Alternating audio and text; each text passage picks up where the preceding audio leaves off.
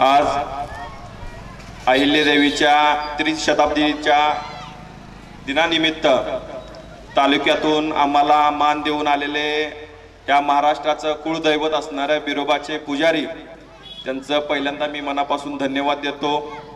ह्या महाराष्ट्रामध्ये आता जास्त वेळ काही घेणार नाही कारण बराचसाच वेळ झालेला आहे। ह्या पहिल्यांदा सूर्यकांत ओलेकर सर असतील, निशिकांत वाघमारे असतील, आमचे बंधू समाधान कोळेकर असतील, यांनी सर्व मार्गदर्शन केलेलं आहे। अहिल्यादेवी काय होती, काय झाला इतिहास, आमच्या समाधान दादांनी सांगितलं की बाबांनो कसा बिरुदेवांचं आमचं काय झालं तिथं, आणि निशिकांत वाघमारे सरांनी सांगितलं की पूर्वी काय होतं आणि आपण काय केलं पाहिजे। त्या निशिकांत वाघमारे सरांच्या एका वाक्यामध्ये मी एक करेक्शन करतो सर, की आपण अल्पसंख्याक नाही, आपण बहुसंख्यानं आहोत आणि आपण बहुजन म्हणलं पाहिजे।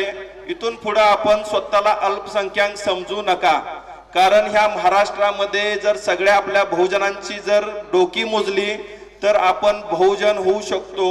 फक्त आपल्या मनामध्ये बिंबवलंय की तुम्ही अल्पसंख्याक आहे, कारण आपण मागाय जातो ना सारखं काहीतरी, मला पंचायत समिती द्या, जिल्हा परिषद द्या, मला सोसायटी द्या, म्हणून त्याच्या मनामध्ये बिंबवलं जातंय की तू अल्पसंख्याक आहे, तुला काही मिळणार नाही।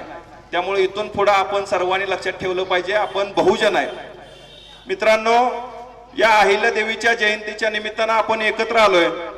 मला फक्त ह्या मला सांगायचं आहे की ज्या अहिल्या मातेनं पूर्ण भारतभर काम केलं, अगदी उत्तर प्रदेशच्या काशी विश्वेश्वरापासून रामेश्वर पर्यंत काम केलं, मात्र तिनं कधी गवगवा केला नाही, कधी तिनं आपल्या संपत्तीचं किंवा सत्तेचं प्रदर्शन केलं नाही।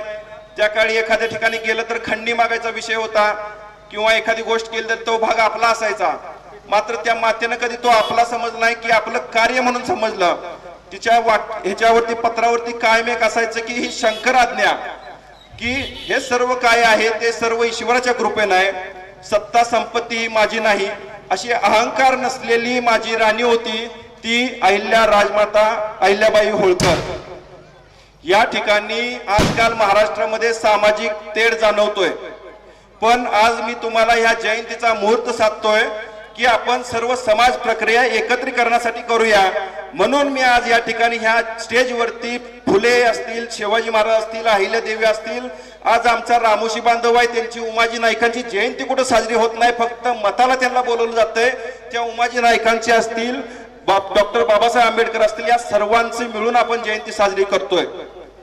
आज मला तुम्हाला सांगायचं आहे, अहिल्यादेवीचा विचार असेल तर तो फाटकी माणसं सुद्धा सम्राट होऊ शकतात। ह्याचं उदाहरण म्हणजे यशवंतराव होळकर आहेत। महाराजा यशवंतराव होळकर हे शून्यातून निर्माण झालेलं हे राजा आहे। तर मला तुम्हाला सांगायचं की आपल्या आयुष्यात काही प्रसंग आले तर आपण हडबडतोय, लगेच आपण डगमगतोय, काय बाग गेली, कुठं धंद्यात नुकसान झालं, काय झालं तर डगमगतोय। मात्र यशवंतराव होळकर वाचा मित्रांनो, ज्याचा भाऊ हत्तीच्या पायाखाली दिला गेला शनिवार वाड्यासमोर, ज्याचा कुटुंब कबिला तिने बंदिस्त बनवला, त्यातून वाचून सुटून तो माणूस चालत पळत जेजुरीच्या गडापर्यंत गेला। तिथं सुद्धा ह्या पेशवेनी फरमान सोडलं की यशवंतराव दिसतील तिथं मारा। तिथं त्या गुरुवाच्या घरात मुक्काम केला, गुरुवाकडून एक घोडा घेऊन पुन्हा उत्तरेकडे घोड्याच्या टापा धाडून जाताना आडवे येतील ते भिल्ल समाज, रामोशी समाज असतील, आदिवासी बांधव असतील, त्या सर्वांना एकत्र करून फौज निर्माण केली व फौज निर्माण करून पुन्हा एकदा स्वराज्य निर्माण केलं। एका अहिल्यादेवीच्या विचारापासून हा सम्राट होऊ शकतो। शिवाजी महाराजांच्या नंतर दुसरा राजा आहे की ज्यानं स्वतःच राज्य निर्माण करून राज्याभिषेक केला। हे राजा महाराजा आपले यशवंतराव होळकर आहे। आपण इतिहास विसरत चाललोय, कारण इथून पुढे आपण इतिहास वाचला पाहिजे। मला काही माणसं आजकाल म्हणायला लागलेत की तू बाबा जास्त बोल लागलायस, लय धाडस करायला लागलायस, एवढं कसं काय करतोयस। तर मला तुम्हाला सांगायचं आहे की मी यशवंतराव होळकरांची झुंज वाचल्या, नायकांचं, उमाजी नाईकांचं चरित्र वाचलंय, त्यांच्यापासून तुम्ही शिका की लढलं कसं पाहिजे। तर तुम्ही कुठं भेद जाऊ नका, भिवून वागू नका, ह्यो मोठा आहे त्यो मोठा आहे, ह्यो मला अडचणीत आणल त्यो अडचणीत आणल, कोणी मोठं नाही। डॉक्टर बाबासाहेब आंबेडकरांनी मी आज जीव बोलतोय तुमच्या समोर, ते डॉक्टर बाबासाहेब आंबेडकरांनी आम्हाला संविधानाने अधिकार दिलाय, म्हणून मी तुमच्या समोर बोलतोय। कुठं काय भेद जाऊ नका, मी ह्याच्या विरोधात गेलो, मी त्याच्या विरोधात गेलो, आमचा जन्म का फक्त काय तुम्हाला मत देण्यासाठी झालाय काय।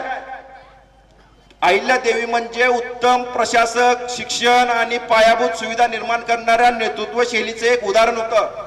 पण नंतर अहिल्यादेवीच्या नंतर आम्हाला नेतृत्वच मिळालं नाही। नेतृत्व का मिळालं नाही?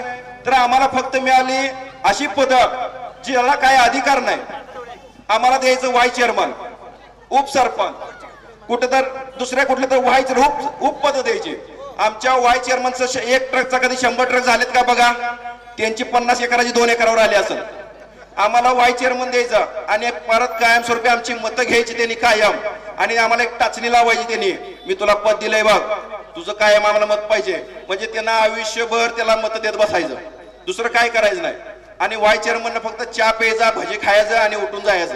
आणि ज्याला अधिकाराची पद्धत बसवलेत त्याला फक्त रबर स्टॅम्प सारखं बसवलंय. त्यानं सांगाल तिथं सही करायची, उठ म्हणलं की उठायचं, बस म्हणलं की बसायचं. जर कोणी एखादा बंड करत असेल तर त्याला संधी दिली जात नाही, कारण हे पुढे जाऊन आपल्याला वळवळ करल, परत त्रास देईल. पण मला तुम्हाला सांगायचं आहे, जर आपल्यापाशी आपल्या अंगात अहिल्यादेवी पासून विचार करा, तुकोजी होळकर असेल, यशवंतराव होळकर असेल, अरे लय कशाला इथं वाळव्यात जावा, बोरगावचा ढाण्या वाघ, बापू बिरू वाटेगावकरचं रक्त आपल्या अंगात खेळतंय. जिथं अन्याय होईल तिथं ह्या प्रस्थापितांच्या छाताडावर थया थया नाचण्यासाठी आपला जन्म झालाय, हे विसरू नका. आज जिथं अन्याय होईल तिथं पहिलं जावा तुम्ही. अरे ह्या प्रस्थापित जमातीनं आमच्या बिरोबाला सुद्धा पाण्यापासून वंचित ठेवलंय की नाही काशिलिंग? जर सत्ता असती तर आपण तो बिरोबा पहिल्यांदा पाण्याखाली आला असता. अरे तुम्ही विचार करा, आमच्या बिरोबात तिथं मंदिरात जायचं, पुजाराचा आशीर्वाद घ्यायचा, भंडारा लावायचं, तिथे एक दिवस जाऊन काय नाटक करायचं आणि मतं घ्यायची. अरे तुम्हाला 5-5 वर्ष टर्म आमदारकी पाहिजे तर आमच्या पुजाराला तिथे एखादी विधान परिषद देण्याची भावना का झाली नाही तुमची?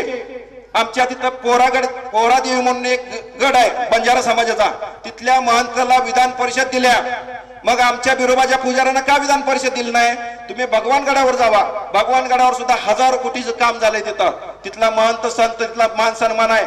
अरे आमच्या पुजाऱ्याला जिल्हा परिषदचं तिकीट सुद्धा देताना तुमची भावना होत नाही. ह्यावेळी मी मागणी करतोय, ह्यावेळी जिल्हा परिषदचं तिकीट आरेवाडी गावात झालं पाहिजे, ही माझी सर्व पुजाऱ्यांना तुम्हाला विनंती आहे. जो कोणी देईल, कोणी असू दे, यांनी फक्त आमदारकी खासदारकी भोगायची नाही. आपण त्यांना मत टाकण्यासाठी आपला जन्म झाला नाही. यावेळी जिल्हा परिषदचा उमेदवार आरेवाडी गावात तयार झाला पाहिजे. समाधान असेल, अध्यक्ष राहुल असेल, काशिलिंग भाऊ असेल, नव्या दमाची पोरं या तुम्ही, कारण जुन्यांना थोडस पाठीमागे मार्गदर्शन करण्याच्या भूमिकेत राहू दे. अरे तालुक्यातला आम्ही काय बोलायचं का नाही? आम्ही काय बोल लागला ही जातीवाद आहे, ही तसं बोलताय. यात पहिला आपलीच माणसं बोलतात, पहिला आपल्यानेच उठवाय चालू करायचं. ते कुठं नाद लागताय, त्या मागे जाऊ नका. अरे माझ्या मागे येऊ नका, पण जिथं हाय तिथं तर आपली किंमत चेक करा. एखादं काम घेऊन जावा त्या नेत्याजवळ, एखादं काय गोष्ट मागा, शाळा मागा, रस्ता मागा, बघा देतात का? फोन लावा, फोन उचलतात का बघा. मग आपली लायकी कळल, आपली किंमत कळल, आपली काय किंमत आहे त्या नेत्याजवळ. मला फक्त एवढं सांगायचं आहे, ह्या तालुक्याचा विकास झाला पाहिजे. ह्या विकासावर आम्ही बोलणार, ह्या मतदारसंघातल्या प्रत्येक गोष्टीवर बोलणार. अरे कारखान्याच्या एका मुद्द्यावर बोलत नाहीत. इथला आपल्या शेजारचा आमदार आहे गोपीचंद पडळकर, विधान भवनात प्रश्न मांडला, मात्र इथल्या लोकप्रतिनिधींनी विधान भवनात त्याला समर्थन सुद्धा दिलं नाही. म्हणजे तुमची भावना काय आहे की आमच्यात एखादा उद्योगधंदा सुद्धा येऊन येत कवटेमंगळ तालुक्यात?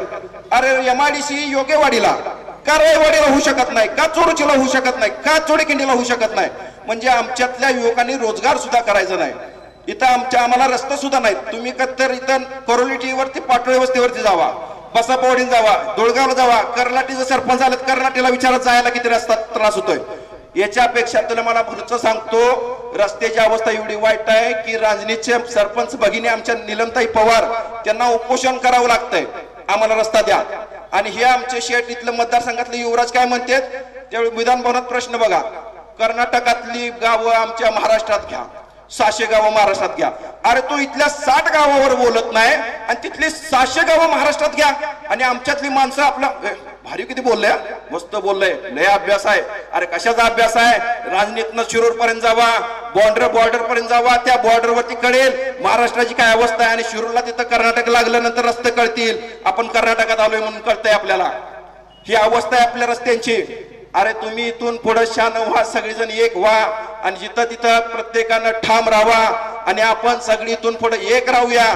तालुक्यामध्ये आपला कुठलाही माणूस असू दे, त्याला बळ द्यायला शिका, तरच आपण जगणार आहे. नाहीतर इथून पुढच्या काळात ह्यांनी फक्त मतं घेतलेत, त्याच्या व्यतिरिक्त काय नाही. एखादं कुणाला पद दिलं, वाय चेअरमन असू दे, सरपंच असू दे, त्याचा लगेच 6 महिन्यात वर्षभरात राजीनामा होतोय का? तर बाकीयांना संधी द्यायची. बाकीच्या संधी आम्हाला मिळाल्यावरच काय होत आहे? तुझ्या आमदारकीला का संधी मिळत नाही दुसऱ्याला? तिथं का दुसऱ्याला सर्वसमावेशक नाही? खासदारकीला तुम्हालाच कशाला पाहिजे? आणि आम्हाला काय मिळालं? 6 महिन्यात राजीनामा द्या. अरे बंद करा सगळं. इथून पुढे ह्या कवटेमंकाळ तालुक्यावरती आपलं पिवळं निशाण फडकवायचं आहे. 1990ची पुनरावृत्ती करायची आहे. जयसिंग तात्या, तुम्ही आमच्या पाठीशी ठामपणे उभं राहिलं पाहिजे. शेंडगे बापूंचा विचार आपल्याला पुढे न्यायचा आहे. आणि या कवटेमंकाळमध्ये आपण बहुल आहोत. आपण कुणाच्या ताटाखालचं मांजर व्हायचं नाही. आपल्या कपाळावर लावलेला पिवळा भंडारा हे वाघ आहेत, पट्ट वडलेला वाघ आहेत. यांनी गुरगुरल्याशिवाय गप बसायचं नाही, एवढं मी तुम्हाला सांगतो. मी जात जाता एवढंच बोलेन. तू माटी का लाल है, कंकड़ या कोई धूल नहीं. तू माटी का लाल है, कंकड़ या कोई धूल नहीं. तू समय बदल के रख देगा, इतिहास लिखेगा कोई भूल नहीं. एवढंच मी या ठिकाणी बोलतो व थांबतो. जय मल्हार.